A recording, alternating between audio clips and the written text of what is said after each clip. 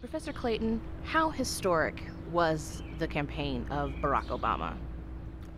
Oh, it was truly historic. It was a transformative election.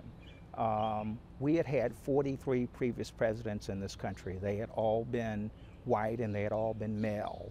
And so here comes a young senator, okay, who has a bold and innovative strategy as to how to win the White House. Many people felt that it wasn't his time. Many people felt it wasn't time for an African American. He was running against, in the Democratic primary, he was running against Hillary Clinton, who had the name Clinton being, you know, the biggest, largest brand in the Democratic Party. She had a considerable war chest advantage as well as name recognition. And the fact that he was actually able to defeat her and then go up against a war hero and a maverick in the general election in America as such was truly incredible, truly historic.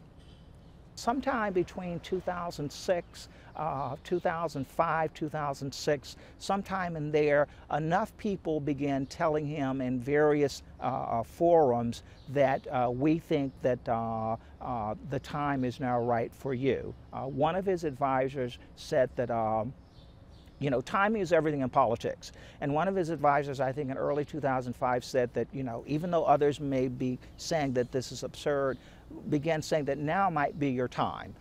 And clearly, one pivotal moment was the speech that he delivered. He gave the keynote address at the Democratic National Convention in 2004.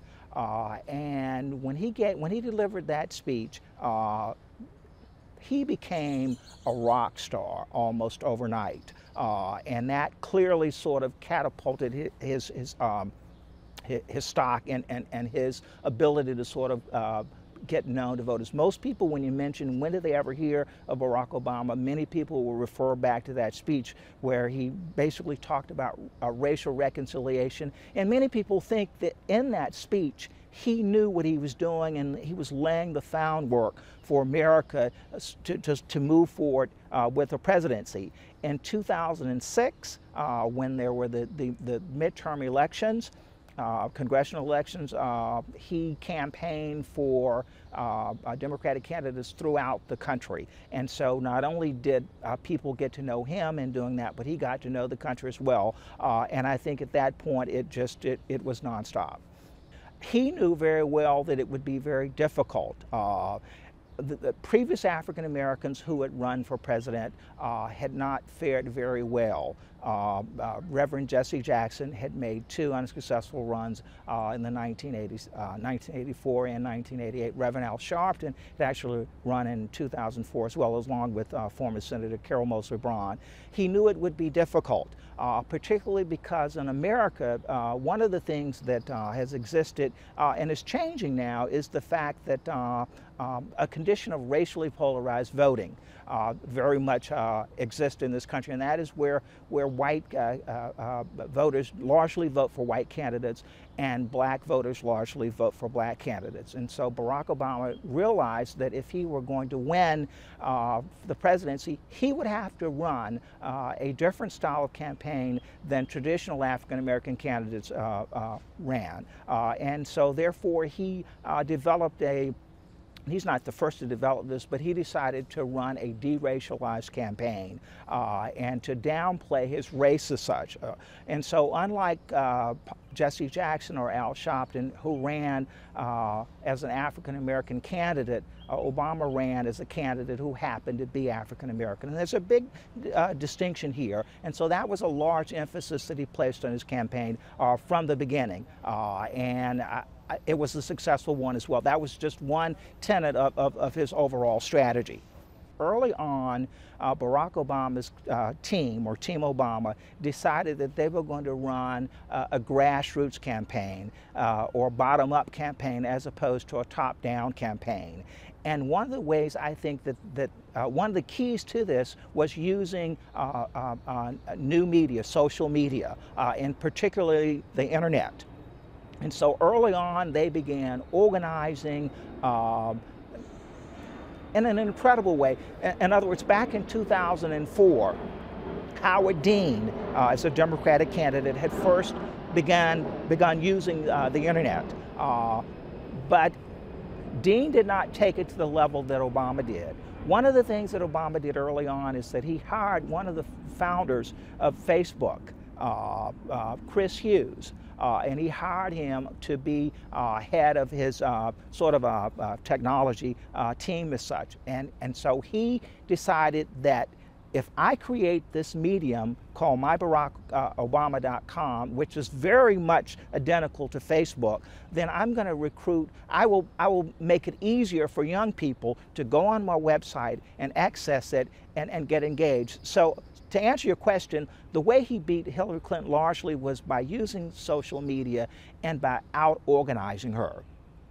When Hillary Clinton and John Edwards were going around Iowa, making campaign appearances, Barack Obama had already held numerous events where literally hundreds of thousands of people had been mobilized and had begun organizing, campaigning, working with each other, recruiting others, and the likes of which we had not seen ever before. In fact, Joe Trippi, who had been Howard Dean's campaign manager, said that the Dean campaign's use of the internet they were like the Wright brothers, and he said that Obama was like the Apollo team. So he really took it to another level. In the Iowa caucus, which was the first caucus held in January of 2008, out of nowhere, Barack Obama won in Iowa. He won the Iowa caucuses. Had he lost the Iowa caucuses, he probably would have lost the election, because I think that Hillary Clinton would have been had so much wind behind herself that she would have been unstoppable. But by him winning there, I think that said not just to white America, but it said to black America as well that he was a viable candidate. And people began to say, well, we need to take a second look at him. He also got some major endorsements, which did not hurt as well. Oprah Winfrey early on decided that she was going to support Barack Obama and began campaigning for him.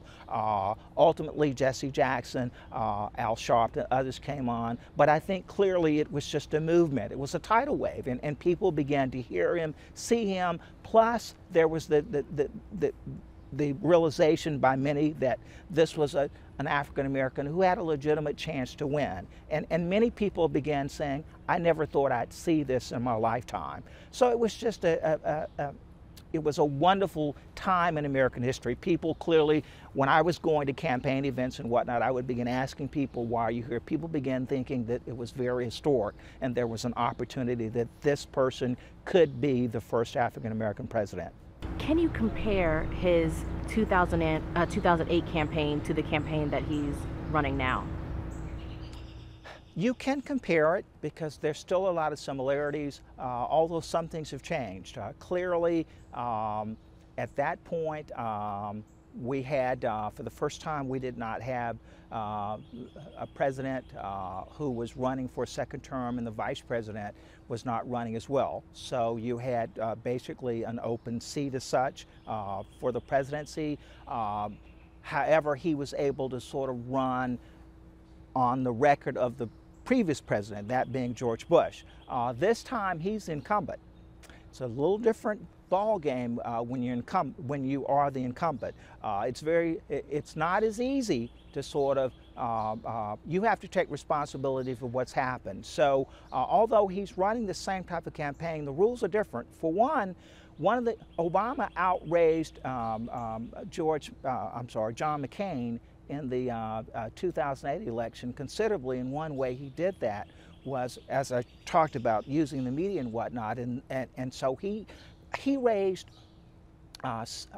almost $1 billion in that campaign, and that was unheard of. That was the most money that had been raised by a single candidate for a presidential election ever.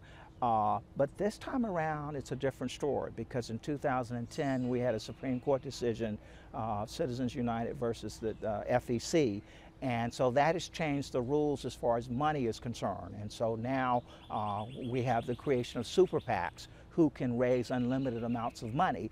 And just this past quarter, we found out that the Romney campaign had actually outraised President Obama by $17 million. And so already we see that the advantages that Obama had as a candidate in 2008 probably have disappeared, and that money advantage was very helpful for him in his ability to execute a 50-state strategy in 2008. So that's one change we've seen. Once again, he's the current president. And although he inherited an economic mess, it doesn't matter. Many people still may blame him because unemployment is still up at 8.2%. Many people are unemployed. Housing values have fallen. So the strategy is different. And so the message of hope and change has had to change because, in essence, many people are not satisfied with what he's been able to do. One of the things that